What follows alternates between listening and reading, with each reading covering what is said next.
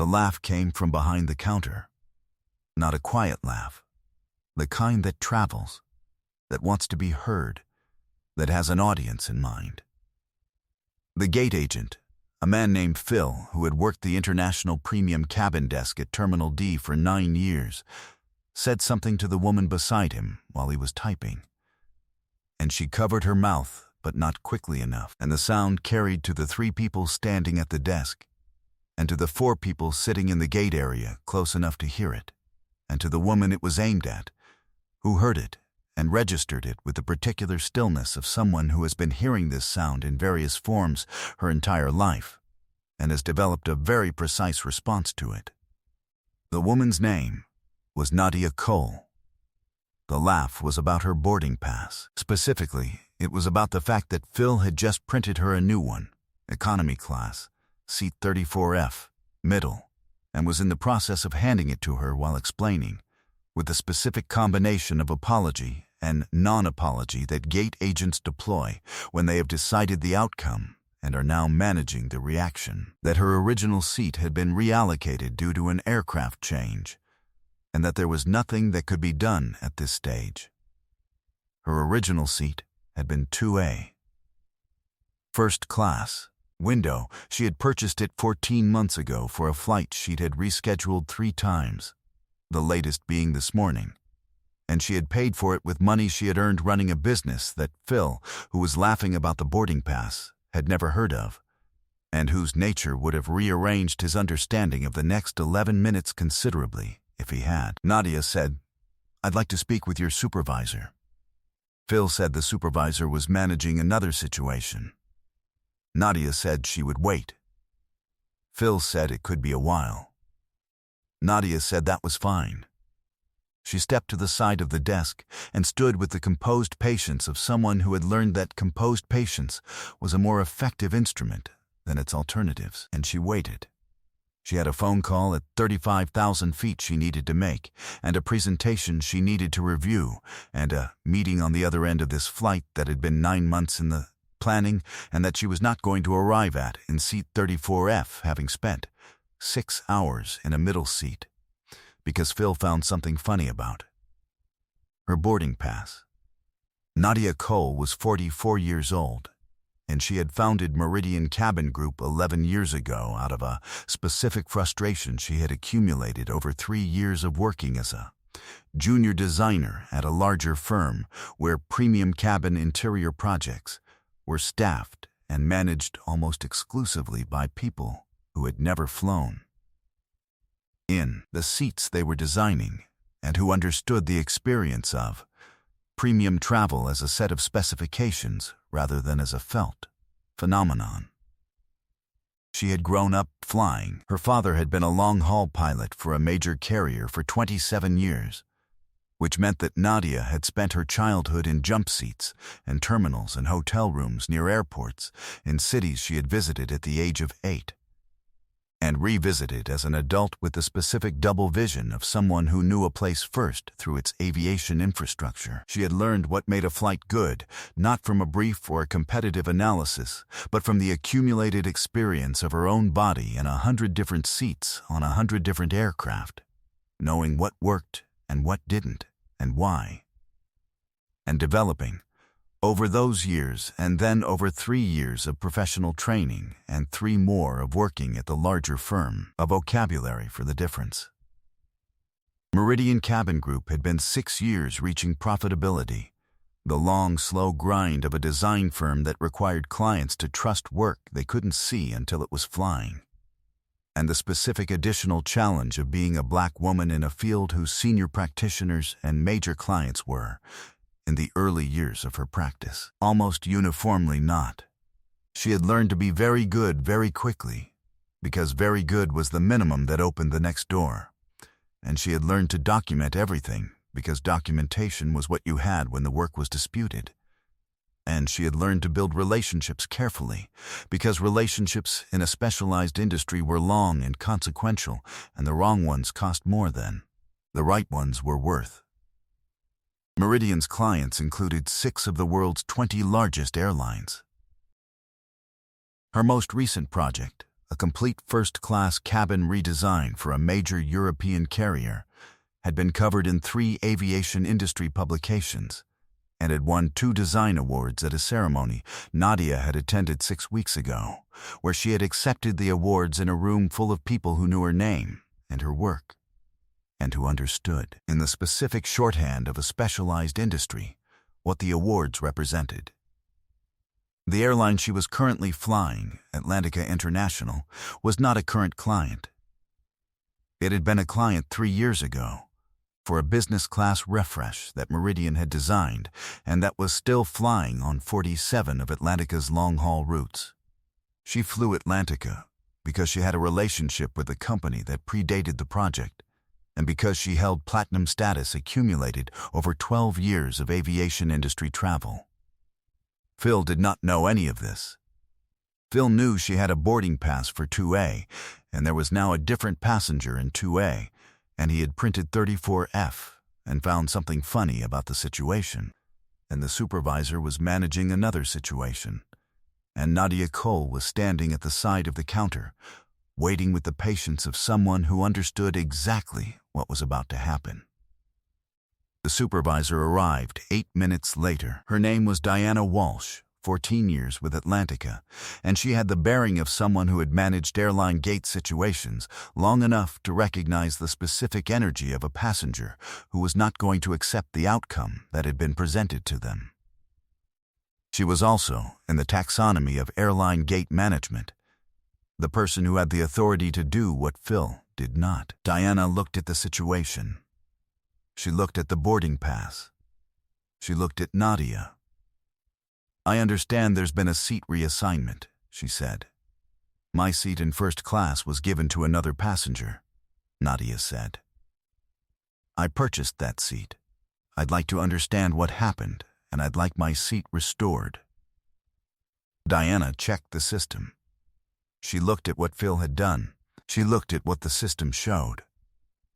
She looked at Nadia's platinum status, which was at the top of the account, and the fare class of the original booking, which was a full fare first-class ticket, one of the most expensive combinations in the system, and the fact that the other passenger in 2A had been placed there from an upgrade waitlist, which was not how upgrade waitlists were supposed to work when the seat they were upgrading into belonged to a paid full-fare passenger who had not been downgraded by operational necessity, but by what the system logs showed very clearly was a unilateral decision made at the gate by Phil.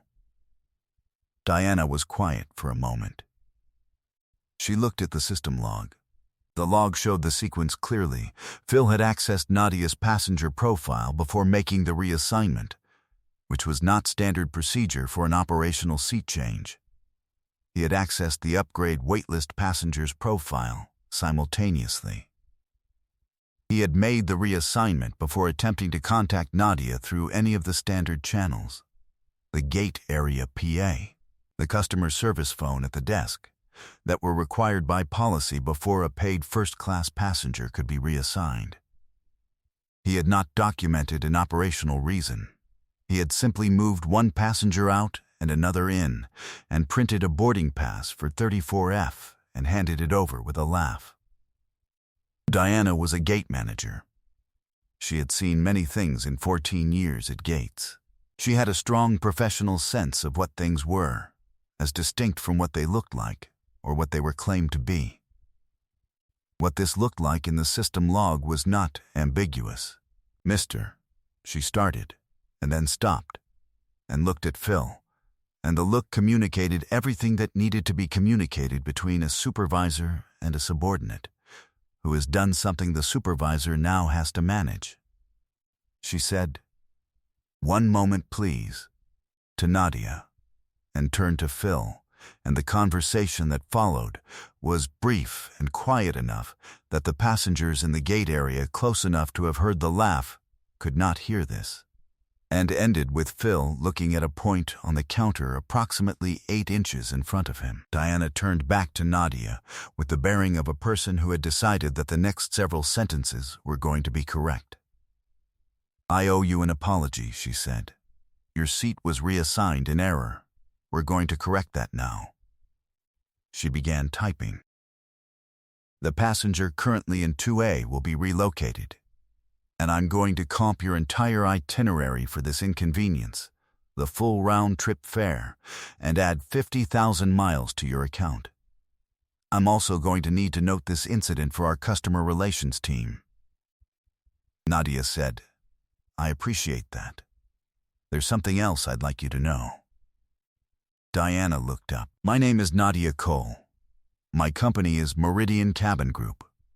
We designed the first-class cabin interior on the aircraft I'm about to board, the 789 long-haul configuration. The material spec, the lighting system, the partition design. Meridian's work. A pause that lasted exactly as long as it needed to. I mention it because it seemed relevant to have on the record. Diana looked at her for a long moment. Then she looked at Phil. Phil had heard the name Meridian Cabin Group. He had heard it the way people who worked in commercial aviation heard it, as something that existed in the professional background of the industry. A name that showed up in the trade publications that circulated in airline operations offices. He had not, until this moment, connected that name to the woman whose boarding pass had made him laugh. His expression did not change dramatically. It performed the specific non-change of a face absorbing something it does not want to show it has absorbed. In the gate area, one of the 4 passengers who had heard the original laugh watched this performance with the attention of someone who had been waiting to see what came next. Diana said, Is there anything else we can do for you today, Miss Cole? Nadia said, Just the seat. She boarded through the jet bridge 7 minutes later, through the first-class door, into the cabin whose lighting she had specified to a Kelvin temperature that replicated the quality of late afternoon light in a place you wanted to be, whose materials she had sourced from 3 countries, whose partition design she had drafted by hand in a notebook in a hotel room in Singapore 2 years ago, because the solution had come to her at 2 in the morning, and she had learned not to wait until morning to write things down. She settled into 2A. She put her bag in the overhead compartment, the compartment whose dimensions she had specified, because standard overhead compartments in first class were designed for operations convenience rather than passenger use, and she had argued, in 3 separate meetings with Atlantica's engineering team, for the 7 centimeters of additional depth that made the difference between a bag fitting and not fitting without rearrangement. The 7 centimeters had cost 2 engineering revisions and 3 sign-off meetings, and had been worth every one of them. She sat down. She ran her hand along the armrest material, a textile she had selected after testing 42 samples over 6 weeks, looking for the specific combination of durability and hand feel that communicated quality without announcing it. The kind of material that you touched and felt something without knowing what you'd felt, which was the best outcome in material selection and the hardest to achieve. She had specified a particular weave from a mill in Portugal that she had visited twice, and whose owner had spent 3 hours showing her why this textile wore the way it wore, and why the alternatives she'd been considering would look different after 6 months of use. She had done this. Run her hand along the armrest on every Atlantica 789 she had boarded since the project delivered. It was her version of checking her work. The work was good. It had always been good. It was good now, under her hand at seat 2A, on a Tuesday afternoon after a gate agent had laughed about her boarding pass. She took out her laptop.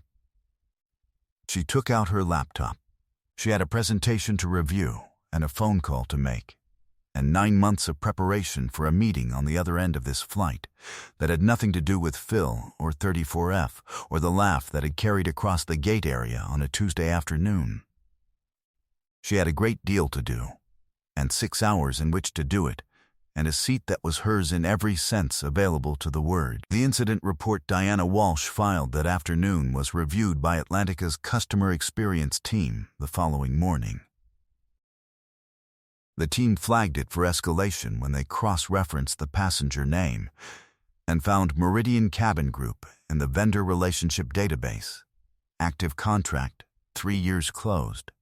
Awarded design work scope, and forwarded it to the VP of Customer Experience, a woman named Harriet Eng, who read it at 8 a.m. with her coffee and called the regional director of ground operations before 9.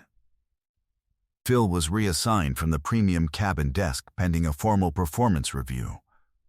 The review process was standard and took 3 weeks, during which an examination of his gate activity logs found, in the previous 11 months, 7 other instances of seat reassignment decisions that did not meet the stated operational criteria. Each one involving a passenger whose profile the logs showed he had accessed before making the decision.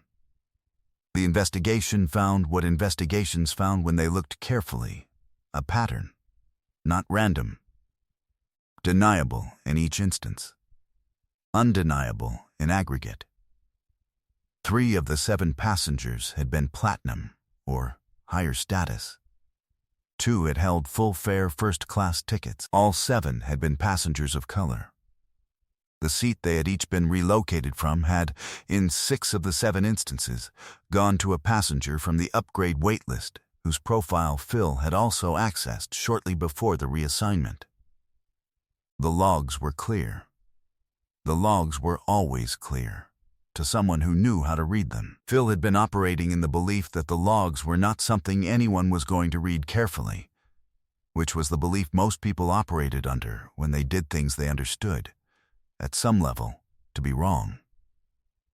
The investigation found what Adana Obi had documented, what Diane Akebe had filed, what all the careful patient people and all the careful patient stories found when they built the record correctly. The pattern was the point. The pattern was the policy that no one had written down, because you didn't write down the things you needed to be able to deny. 7 instances in 11 months, and each one deniable alone, and none of them deniable together. Phil's employment was terminated 6 weeks after the Tuesday at Terminal D. Harriet N.G. wrote to Nadia Cole directly.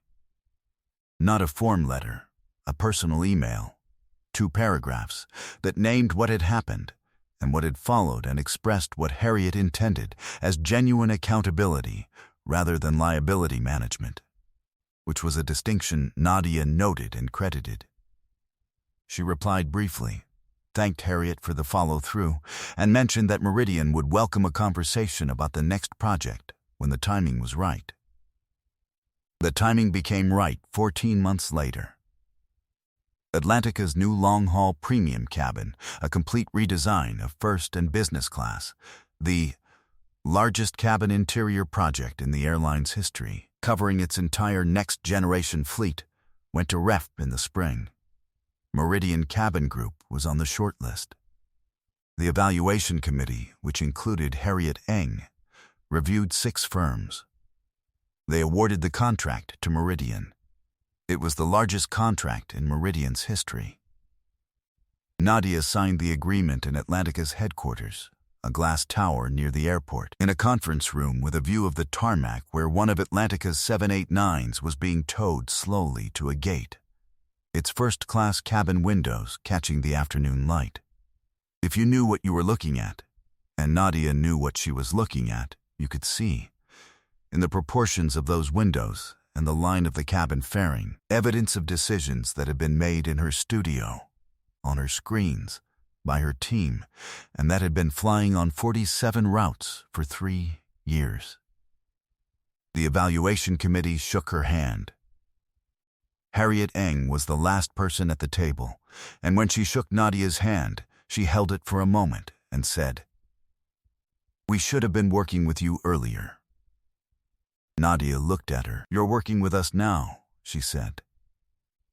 She flew home that evening, economy, on a different carrier, because her return had been a last-minute booking and the premium cabin was sold out.